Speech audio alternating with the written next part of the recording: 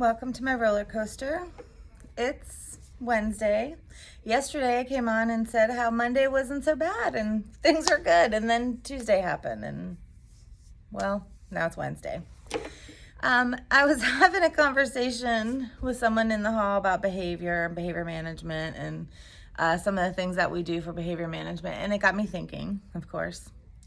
And we briefly discussed the behavior clip chart. Now, I know, it's taboo. But way back in the day, I'm the one who actually brought the clip chart to my school because I read about it, and it really seemed to me like a good thing at the time. Save your fire, pokers. All right, I don't have a clip chart. But if you actually go and read the man who brought the clip chart to popularity, his name is Rick Morris, and his website or whatever is called New Management. And he basically was a teacher for 31 years. And he got this idea from another teacher and like tweaked it. And if you go back and you look at the actual original man who like brought this to popularity, it was because he wanted a way to focus on positive behavior. And if you're familiar, I'm assuming you're all familiar with the clip chart, but the clip chart, of course, is where, there's a array of colors and everyone starts at the middle on ready to learn, and then you move your clip up and down as the day progresses. So he wanted for his, I believe it was his nephew or something that was having some trouble in school, a way to focus on the positive. So the clip chart in his mind enabled the teacher to look for positive things that were happening in the classroom and not just focus on the negative. So if you go like way back in the day where we had like pocket charts with like colored papers, everyone started on green, and then the first time you screw up, you move to yellow, and then once you're on red, your whole day is over. So with this new way of doing it with the clip chart, everyone doesn't start at the best. Like everyone doesn't walk in the door starting on, the top level. And all you have to do to maintain the top level is just, be mediocre, basically, and just be okay. Like don't cause trouble one way or the other. Don't do anything spectacular. Just make it through your day and you stay on green. And what the clip chart was supposed to do was enable kids who are, goal oriented or want to do better or are just doing, things to be praised for throughout the day, enabled them to move up on the clip chart. It was a way of rewarding kids. So again, they were looking for ways to encourage positivity, which was the whole purpose of the clip chart. It also helped to regulate students, help them regulate their own behaviors. Everyone starts on ready to learn. Everyone walks in the door and the assumption is you come to school and you're ready to learn. Now, let's just not talk about right now, because for the purposes of this video, the kids who don't come ready to learn, because I know all about Maslow, I know the hierarchy, I know that their basic needs need to be met. I know not every kid walks through the door the full belly and clean clothes. I get that. That's not what I'm talking about. I'm talking about generally behavior wise. You come to school and you're like, okay, I'm a first grader, I'm a fifth grader. My main job here is to learn something today. So let's just focus on that just for a second.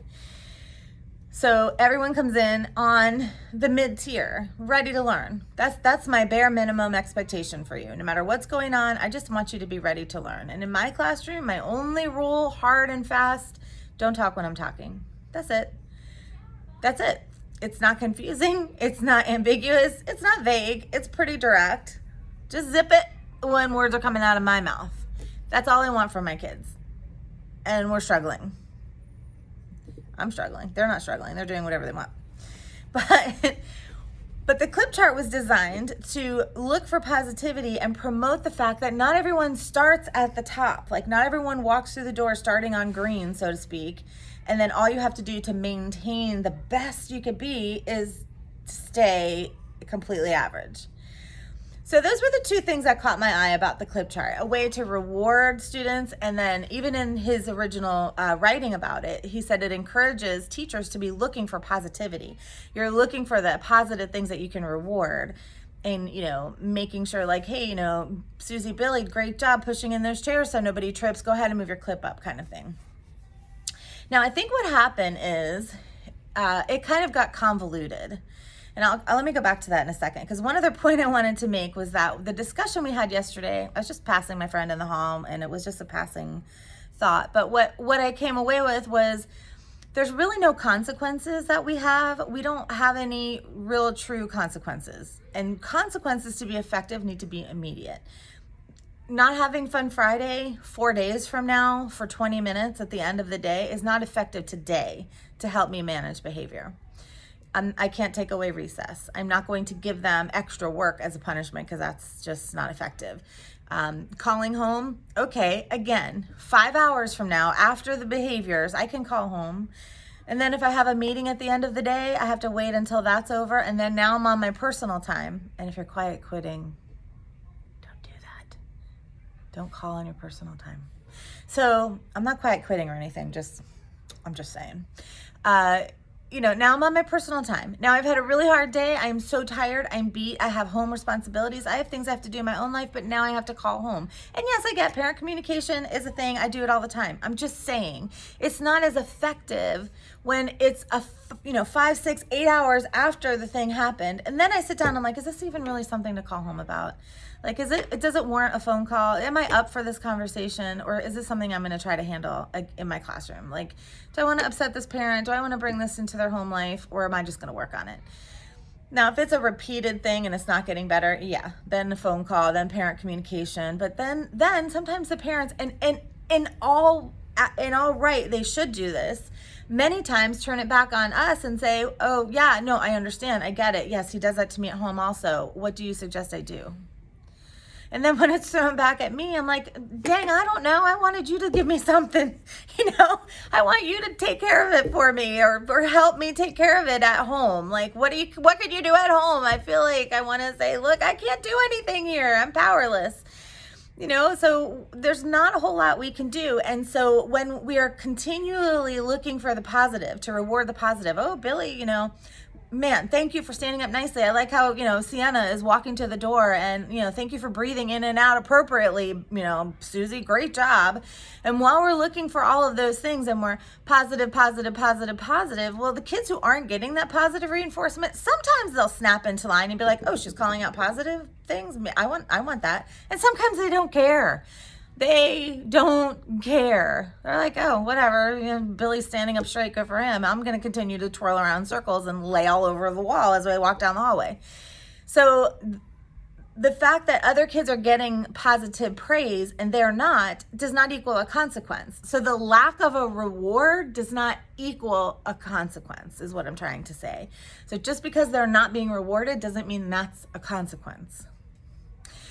Not going to the treasure box, whatever day is not really a consequence.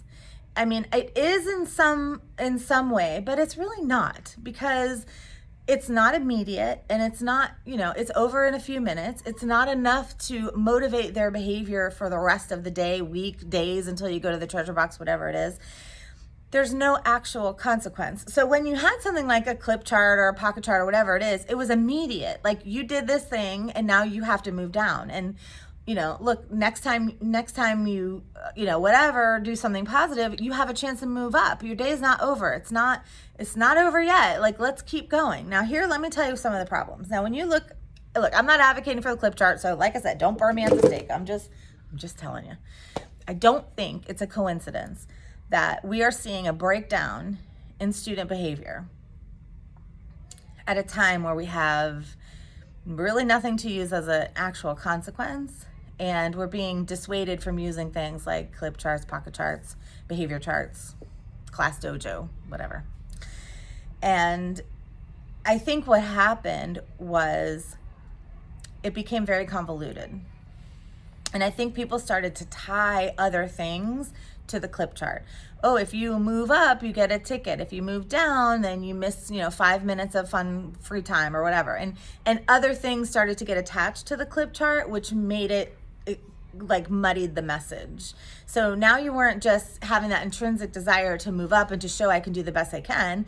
I made a mistake, but I can fix it. Now it became, I want to move up because I want a ticket, or I want to move up because I want to go to the treasure box, or whatever the thing that is that was connected to it. And then people started bringing academics into it. Oh, you don't have your homework? Automatically move down. Oh, this paper didn't get signed? Oh, move down again. So now you're at the bottom of whatever the clip chart is when you didn't do anything wrong because you're just a kid. And someone didn't put your homework back, you're 6 years old. You need help with that sometimes. So I get that. But again, if you look online at a lot of the criticism, you'll see that a lot of it comes from parents. I did a little quick Googling before I started talking today. And a lot of the reasons, a lot of the videos and the blog posts and whatever about why the clip chart is a bad idea is coming from parents whose students, whose children were not successful with the clip chart, and they didn't like the clip chart, and they didn't like it because they were being called out for their bad behavior. Nobody likes being called out for their bad behavior. Adults, children, nobody. But if we never make them aware that what you're doing is not good, this is not a good thing, and every day maybe you're feeling a consequence of these actions, and over time maybe we can eliminate some of them. Because I do think it's possible to help children shape their behavior, but when you don't really have a lot of tools to use, it gets very difficult. I can only tell the kid next to the kid bouncing around like a little, super ball. I can only tell the child next to him, wow, you're sitting so nicely. You're doing such a great job. Look how nicely you're sitting. And that one kid that's bouncing around like ridiculous, he doesn't even hear me anymore because I'm not talking to him. I'm talking to the other kid who constantly gets rewards. So now we've created the opposite problem. Instead of someone always being singled out because, they're always moving down the clip chart. They're always on blue. They're always on whatever the colors were. I don't even remember anymore. She always gets rewards. She's the only one the teacher likes, whatever, and it's like we've created the opposite problem. So what's the answer? Hell if I know. I wish I knew. I'd be a millionaire. I don't know. And I'm not saying the clip chart's all good. And I'm not saying we should bring out the pocket charts. But I am saying, let's take a look. Let's take an honest look at behavior. Let's say 10 years ago to now. And if you've been in the game for a while, have you noticed behavior changing? Have you noticed anything different? What are you doing at your school? What works for you? What is working to help get kids to be ready to learn? Because that's all I want. I don't want to be in the business of punishing, rewarding, and, managing a little school store in the back of my room because, they'll listen for 5 seconds during a lesson if they get a squishy, I just want to go in my day with a nice, happy atmosphere in my classroom with kids who are ready to learn. That's it. That's all I want. And sometimes that's a struggle, and not just for me. I talk to a lot of people in my profession. I have a whole team of people that I work with, and there's a lot of people online that I talk to too. And I don't think it is a coincidence that we're seeing this rise in unfavorable behaviors at a time when we're really not able to use much to help them regulate their behaviors. So anyway, those are my deep thoughts for today. If you have anything to add to the convo, as usual, I'd love to hear it. That would be so great. I don't know. It's going to be fine. I say that all the time. It's going to be fine. I think that's my coping mechanism. It's going to be fine. But every day I go home, I'm like, that wasn't fine. I replay my day and I'm like, well, that wasn't fine. I don't know, whatever, we'll get there. Something will happen and it will be fine, but I don't know, feels like a long road right now. See you tomorrow.